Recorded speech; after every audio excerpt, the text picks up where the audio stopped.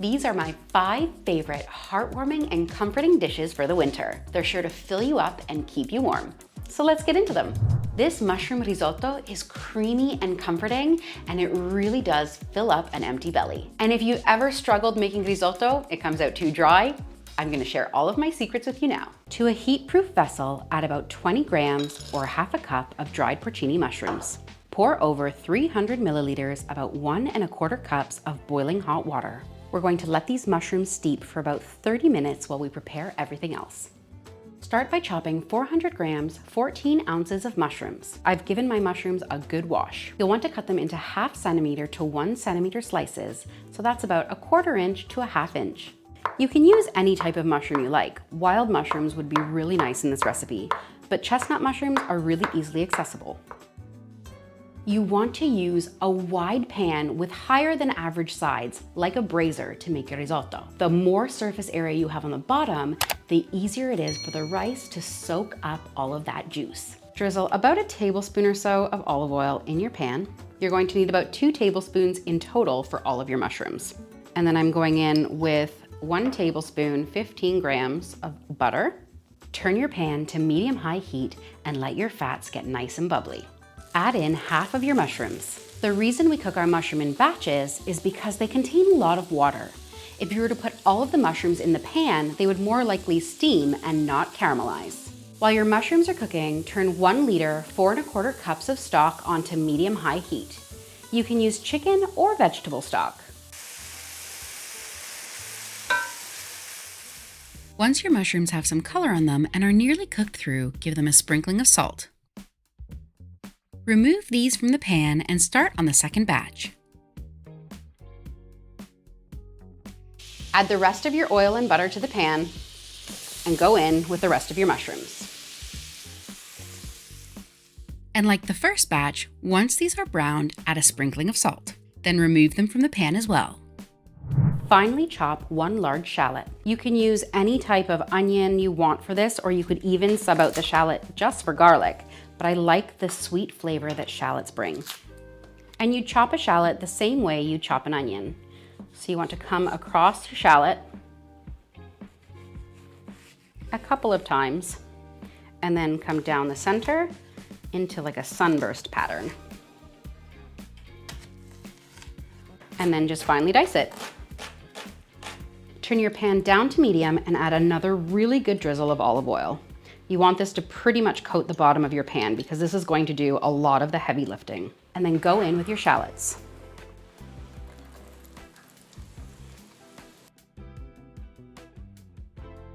While the shallots are cooking, let's chop up our rehydrated mushrooms. I've lined a sieve with some kitchen towel, or you could use cheesecloth. Pour the mushroom liquid through the sieve. Roughly chop your reconstituted mushrooms and add them to your shallots. You'll want to check and make sure there are no woody stemmy bits.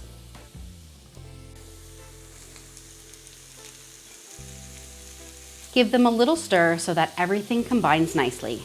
Once your shallots are really fragrant and a bit translucent, it's time to go in with your rice. You want to use either carnaroli or arborio rice. No other option. Carnaroli can be a little bit hard to find, but it's definitely the creamier of the two. But arborio will be just as nice. Add in 300 grams, 1½ cups of carnaroli or arborio rice. And give that a really good stir. I like to spread my rice out so that it's completely coating the bottom of the pan. This is the easiest way to toast it nice and evenly. It's important not to rush the rice toasting process. This might take about 5 minutes and your rice should become really opaque. They might even start to brown slightly. This process helps to add flavor, but it also helps with leaching out the starches in the rice. While the rice is toasting, finely chop your parsley. You can see how the rice has become a little bit more opaque and taken on some of that color. It's time to add in half a cup, 118 milliliters of a nice Italian white wine. I'm using Pinot Grigio.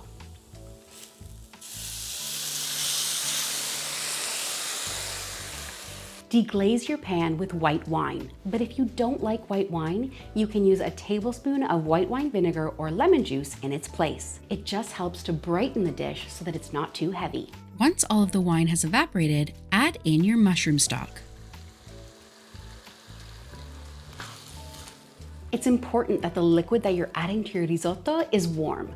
This helps to keep the cooking process going and the rice stays creamy. Once you've added in the wine, the whole cooking process should only take about 18 to 20 minutes. You want to stir this fairly regularly, and my nonna always had a superstition that you had to stir it in the same direction. It already looks so creamy, and if you pull your spoon through it and it doesn't come together really quickly, it's nice and slow, it's time to add more liquid. I like to add about 1 to 2 ladlefuls at a time, around half a cup per addition. At no point do you want your risotto to ever get completely dry. Make sure there's always a little bit of liquid in the bottom. If you run out of stock and your risotto's still not ready, you can use a little bit of hot water to loosen it up. With the addition of your last bit of stock, go ahead and add in 3/4 of your mushrooms. I like to reserve some of the mushrooms to garnish the dish. I'm adding a tablespoon of truffle paste for extra flavor. But if you can't find it, don't worry, you can leave it out. It will still be delicious. I'm adding in 1 tablespoon or 15 grams. Once most of your liquid has been absorbed by the rice, you'll want to give it a taste.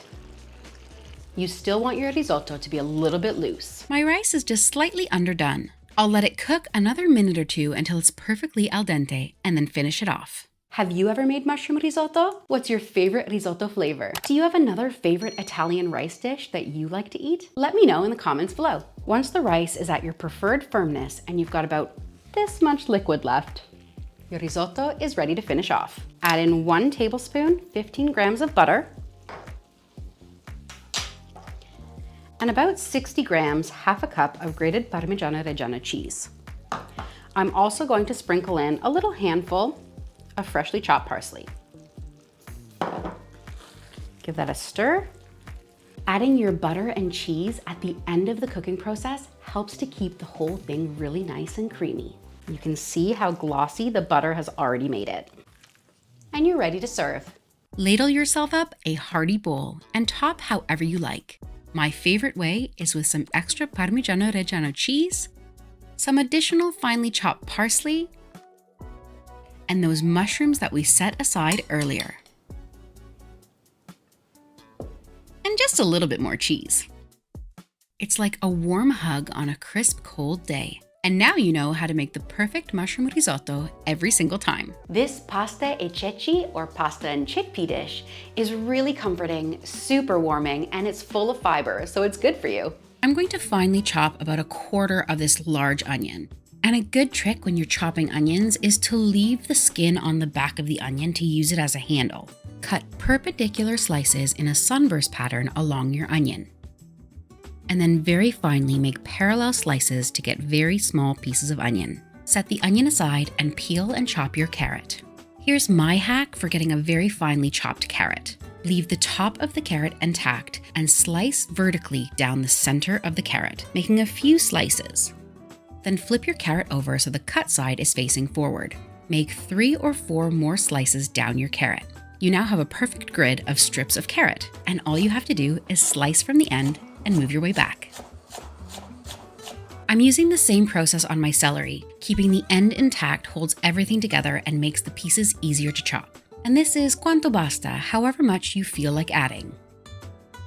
This recipe is a guideline for the absolute most perfect pasta e ceci. But if you only have pasta and chickpeas on hand, you can still make this recipe. Add about 2 tablespoons of olive oil to your pot and set the heat to medium-high. Once the olive oil starts to glisten, add in your vegetables. While the vegetables are sauteing, finely chop your garlic. I'm using 1 large clove, but feel free to use as much or as little as you like. Once your onions have become translucent, it's time to add in your herbs. I'm adding in a sprig of rosemary and 2 bay leaves. Add a few pinches of salt to the vegetables to help them release their liquids. Now that the vegetables are almost cooked through, we're going to add in the garlic. Give that about 30 seconds, we don't want it to burn. Add in about 1 teaspoon, 5 milliliters of apple cider vinegar. Or you could use white wine vinegar or lemon juice or even a little bit of white wine. I really love the gentle acidity in this dish because it helps to brighten through the creaminess of the chickpeas. Now add in 1 tablespoon, about 15 grams of tomato paste. Let this saute so the flavors get to know each other in the pot. all of your vegetables will get coated with that tomato paste and it will start to smell really heavenly. If you have leftover tomato sauce or a few leftover jarred tomatoes, you can use that instead of the tomato paste. It just might make your dish a little more tomato forward. This step is a little bit unconventional, but add in about 200 grams, 1 cup of pasta. I'm using these little shells because I love the way the chickpeas sort of settle into them and you get a nice burst of chickpea when you bite into the pasta. At this stage, add in 2 cups, about 475 milliliters of water. We're kind of cooking this like a risotto, a little bit slowly and adding water as we go. This helps to draw out the starches from the pasta, making it extra creamy. Turn the heat up to high at this stage and allow this to come to a boil. And while that's happening, we'll get started on our chickpeas. I'm using a 700 gram jar of chickpeas. If you haven't got a large jar like this, you can just swap out 2 regular cans. If you're using chickpeas from a can, make sure to drain and rinse them. The broth in the jars of chickpeas is so delicious, I can't let it go to waste. Set the rest of the chickpeas aside for now, we'll add those to the soup shortly. Add a few tablespoons of water to your chickpeas, enough so that there's about an inch sitting on top of your chickpeas, and start to blend with an immersion blender. Now, if you haven't got an immersion blender, that's absolutely fine. I've done this just with the back of a fork in a bowl. That's our chickpea cream ready to add at the end of cooking. If you have one spare, I like to add in the rind from a piece of parmigiano reggiano. It really boosts that flavor. Add in another 2 cups, 475 milliliters of water. If you prefer your soup to be a little more soupy, feel free to add more water. But if you like it really thick, let it cook down a little bit more. We haven't added any seasonings since the very beginning, so we're going to add in another few pinches of salt. Be careful not to salt this like you're salting pasta water, because we are going to be consuming the entire thing. Give your pasta a taste and make sure it's at the al dente stage. You can adjust for seasonings at this stage as well. Now add in the remaining chickpeas. Remove your bay leaves, rosemary, and your parmigiano rind. And finally, let's add in that chickpea cream. This completely transforms the soup. It becomes so rich and velvety. To finish it off, add in about 50 grams, half a cup of parmigiano reggiano cheese. All that's left to do is curl up with your nice warm bowl of soup. This recipe makes enough for 4 pretty hearty servings. I like to make a big batch and then portion mine up into containers, so as soon as I feel the need to have some soup, I pull it out of the fridge and warm it up. And you may have tried the red pasta fagioli, the more traditional southern version, but have you tried a white pasta fagioli? Mine is full of pancetta, so it has that smoky flavor, and it is one of my favorite go-to winter dishes. We'll start by making a sofrito, which consists of onion, carrots, and celery. Start by finely chopping your onion. I like my sofrito finely chopped because I don't like big chunks in my soup, but if you're a chunky soup lover, feel free to make them bigger. Next, slice your celery. I find the easiest way to do this is cut the celery lengthwise into strips, and then cut it perpendicularly into small pieces. The same goes for my carrots. I like to slice a little piece off the bottom of the carrot so that it sits flat, and then I cut slices out of the carrot. If it's a thick carrot, I'll cut those slices in half and then chop my squares. The last bit of prep is to chop up some garlic. I'm using 2 cloves, but use however much your heart desires. When I'm chopping garlic, I like to add in a little bit of salt so that it doesn't stick to the knife. It makes it a lot easier to chop finely. Don't add the garlic into the sofrito though. It'll get added in a little bit later so it doesn't burn. Set your pot to medium-high heat and add in 1 cup, 130 grams of smoked pancetta. If you haven't got pancetta, you can also use bacon. And if you want to use ham hock instead of pancetta or bacon, just toss it in when you add the last bit of beans at the end. Once the pancetta is starting to brown and it's letting go of a lot of its fat, add in a little bit of olive oil and then pour in your sofrito. I'm also adding in 2 sprigs of rosemary, but you could also add in a bay leaf, which would add really nice flavor. Add in about a teaspoon of salt at this stage. It helps the vegetables to release their liquids and cook down. Once all the vegetables have started to sweat down and the onions have taken on a little bit of color, add in your garlic. That only needs to cook for about 30 seconds. Now this was a trick of my nonnu's. Add in 1/3 of your can of beans, including the juice from the tin. By adding these beans now, it will actually help to thicken your soup so that you don't have to add any thickeners later. Add in 6 cups, 1,400 milliliters of chicken stock or whatever stock you prefer. Let that come up to a boil. I'm using chicken stock because I love the way it tastes, but you're welcome to sub in just water or vegetable stock if you'd like. Now this is optional, but for a little bit of extra umami and flavor, I'm adding in the rind from a piece of parmigiano reggiano. Now that it's boiling, it's time to add in the pasta. I like to make my pasta fagioli with tubetti or ditalini pasta. These tiny little circles are the perfect way to eat pasta fagioli. And if you're lucky, some of the bean gets stuck inside the pasta. But feel free to use whatever small pasta you have on hand. I'm using 2 cups, 250 grams of tubetti. Because we put those beans in earlier, this soup is already starting to thicken up, and the starches from the pasta will add even more thickness to the soup. So make sure you're stirring every once in a while so that the pasta doesn't stick to the bottom. Once your pasta is just about ready, fish out the parmigiano reggiano and the few sprigs of rosemary or the bay leaf, whatever you've used. It's time to add in the rest of the beans, and I add in everything, bean broth and all. At this point, we're just heating the beans through. Everything is ready. Get them in there. Season your soup with about a teaspoon of salt, and then add in about 20 grams, a few tablespoons of freshly grated parmigiano reggiano. Give it a final stir and serve. I like to serve mine with another fresh grating of parmigiano reggiano and a little drizzle of extra virgin olive oil on the top. Buon appetito! This sausage and potato dish comes together so quickly, it's perfect for a midweek meal. It's even great left over the next day. Start by adding 3 tablespoons of olive oil to a large braising dish or frying pan. If you haven't got a pan that can go from stove to oven, start it in a frying pan and then move it to an oven-safe dish. Once your pan is hot, add in your sausages. I'm using a Tuscan Italian sausage, only seasoned with salt and garlic. You'll want around 150 to 200 grams of Italian sausages per person. While the sausages are searing, peel and chop 2 onions. I like to slice mine in long slices from the root to the tip. Once your sausages have a nice sear on one side, flip them over. Peel 3 to 4 large potatoes, about 1 per person, and cut them into wedges. Then peel and slice 4 cloves of garlic. I normally mince my garlic quite fine, but because this is going in the oven to cook for a while, I don't want it to burn, so I'm just doing slices. Once the sausage has some nice caramelization on it, pull it from the pan.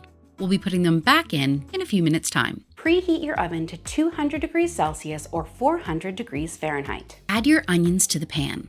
You'll need to add about a 1/4 cup of water in total to this recipe, but I like to add in a splash now with a little bit of olive oil to help the onions cook down and release the fond from the bottom of the pan. Once the onions start to pick up some of that color from the fond and soften, add in your sliced garlic. Then add in 3 bay leaves and the zest of a lemon. I'm peeling large strips of the lemon zest because it's easier to fish them out afterwards. Add your potatoes to the pan and season generously with salt. Add in the rest of that 1/4 cup of water. Then add the juice of your lemon, about 2 tablespoons. Finally, add in about 1 tablespoon of freshly chopped oregano. If you haven't got fresh oregano, just use dried, and give that a little stir so that all of the flavors can come together. Pop your sausages back on top of the potatoes and make sure to add any juice that might have lingered on the plate. Pop a lid on your brazier, or if you're transferring this to a baking dish, cover it with some aluminum foil, and into the oven. You'll want to let this cook in the oven for about 30 minutes. Make sure your potatoes are cooked through and tender by piercing them with a knife. Remove the lid from your pan and let it cook for another 5 minutes so you get a little bit of brownness on the top. A quick, easy meal that's sure to satisfy. Buon appetito! We've really been sleeping on lentils. They're full of nutrients and fiber, and they really keep you full for a long time.